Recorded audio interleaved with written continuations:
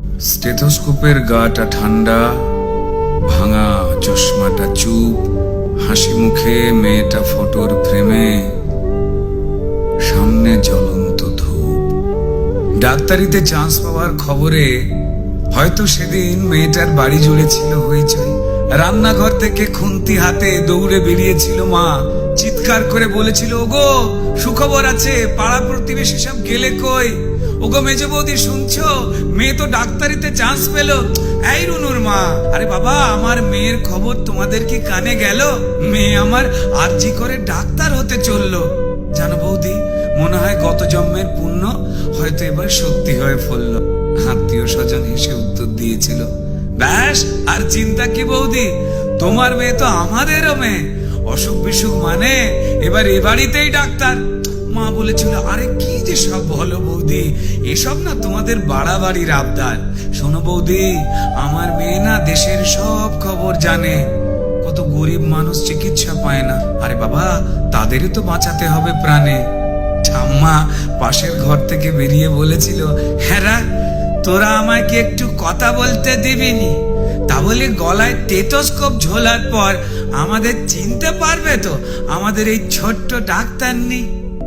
সেই স্টেথোস্কোপের গাটা ঠান্ডা, ভাঙা চশমাটা চুপ, হাসি মুখে মেয়েটা আজ ফটোর ফ্রেমে, সামনে জ্বলন্ত ধূপ।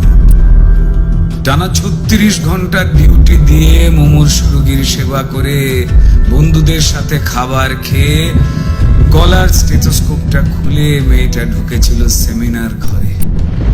ভেবেছিল দু চোখ বুঝে একটু জিরিয়ে নি। সেই যে দু চোখ বন্ধ হয়েছিল, সে দু চোখ আর খোলেনি।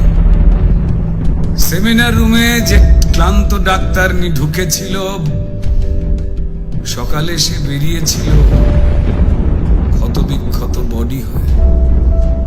আর স্টেথোস্কোপের গাটা ঠান্ডা, ভাঙা চশমাটা চুপ, হাসি মুখে মেয়েটা ফটোর ফ্রেমে, সামনে জ্বলন্ত ধূপ। যে দিত প্রাণ সেই দিল প্রাণ হাসপাতালের ঘরে। শরীর জুড়ে হাজার ক্ষত, মেয়েটা গেলই মরে। খুবলে খেলো শরীরটাকে, ভাঙলো গলার হাড়। খুবলে খেলো শরীরটাকে, ভাঙলো গলার হাড়।